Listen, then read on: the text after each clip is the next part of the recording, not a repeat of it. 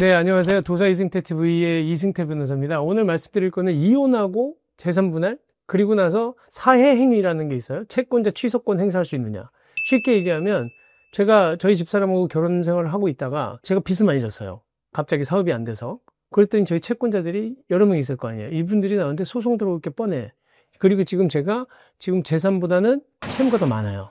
이런 상황이 됐을 때 이건 채무 초과 상태에서만 채권자 취소권이라는 게 있는 거예요. 제 재산이 많을 땐 채권자들이 제가 일부 재산을 팔았다고 해서 문제될 건 아니지만 재산이 제가 5억인데 채무가 10억이 됐어요.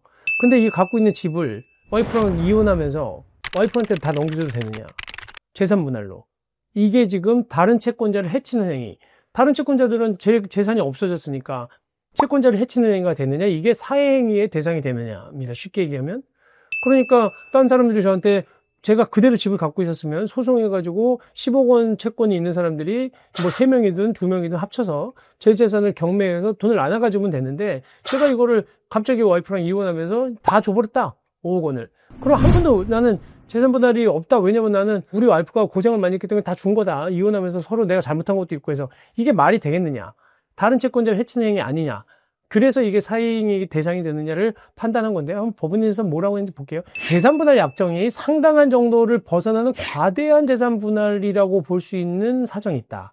이런 경우에는 기본적으로 사회행위 취소송의 대상이 된다. 쉽게 얘기하면 이거예요. 그러니까 한마디로 재산분할이라고 하는 게 법원은 뭐라고 보고 있냐면 이혼에 따른 재산분할을 함에 있어서 형성된 재산을 분할하는 게 이게 정신적인 요소랑 그다음에 또 이혼 후에 부양적인 요소 이게 다 결합이 돼 있다는 겁니다. 그렇기 때문에 무조건 재산 분할을 한다고 할 때 위자료라든지 부양적 요소까지 고려를 해야 되기 때문에 내가 다 줬다라고 하는 게 말이 될 수는 있겠지만 그러니까 한마디로 재산 분할은 재산만 나누는 게 아니라 내가 잘못했을 때 위자료 성격도 좀 있고 그다음에 부양적 요소 여기는 먹고 살 게 없으니까 재산이 없어서 이것까지 고려해야 되지만 그래도 그 부분을 상당하게 넘어서 준 거 그거는 취소 대상이 된다는 거예요. 한마디로 제가 돈을 벌고 와이프는 일을 안 했어요. 전업주부라고 하더라도 기본적으로 40에서 50%는 받아가야 되거든요. 근데 그걸 넘어서 80%, 90%다 줬다. 그랬을 경우에 그 50%를 넘는 부양적 요소, 그 다음에 내가 잘못한 과실 부분을 고려하더라도 이 나머지 50% 정도 되는 거 이거는 너무 많이 준 거기 때문에 채권자 취소송의 대상이 된다. 그러면 결국은 이런 그 재산분할 협의가 결국은 소송을 통해서 무효가 돼서 다시 저한테 돌아와서 다른 채권자가 이 부분을 가져갈 수 있다는 겁니다. 이거고요. 이번에는 거꾸로 제가 재산이 와이프 이름으로 돼 있었고 저는 사업을 하냐고 일부러 좀 위험성 때문에 그렇게 해놨는데 갑자기 소송이 들어오니까 빚이 많이 지다 보니까 실제로 그랬는지 아니면은 공모했는지 모르겠지만 둘이 서로 그냥 재산 분할 하자. 우리 이혼하자. 그 좋을 것 같다. 그리고 이혼을 하면서 와이프 재산을 내가 한 푼도 안 받겠다.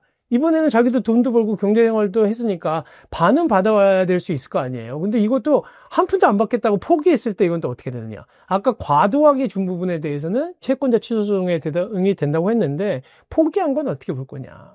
그런데 이거는 또 조금 다릅니다.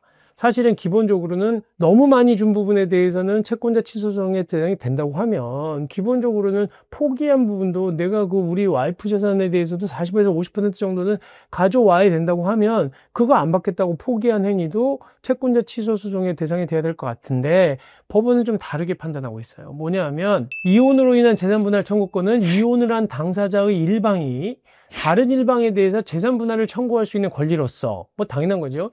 이혼이 성립된 때에는 그 법적 효과로서 비로소 발생하는 것일 뿐만 아니라 그러니까 이혼이 돼야지만 그때 생기는 법적 효과일 뿐만 아니라 협의 또는 심판에 의해서 구체적인 내용이 형성되기 전까지는 그 범위 및 내용이 불명확하기 때문에 구체적 권리가 발생했다고 볼 수 없기 때문에 협의 또는 심판에 의해서 구체화되지 않은 재산분할 청구권은 채무자의 책임 재산에 해당하지 않고 이를 포기하는 행위 또한 채권자 취소권의 대상이 될 수 없다. 애매하게 썼어요. 그러니까 무슨 얘기냐면 이혼을 해야지만 구체적으로 재산분할 청구권이 생기고 심판에서 내가 줘야 될 돈이 얼마인지를 다 따져봐야 이 집은 내가 일을 했고 당신은 일을 안 했고 뭐 그다음에 이 집은 내가 그 기본적으로 고유재산으로 그러니까 아버지한테 상속받은 거고 또 아니면 같이 혼인 중에 취득한 재산이고 이 땅은 뭐 어떻게 됐고 이런 걸 다 따져서 나눠졌을 때만 그게 재산분할 청구권이 구체적으로 돼서 그 부분을 내가 포기한다 그러면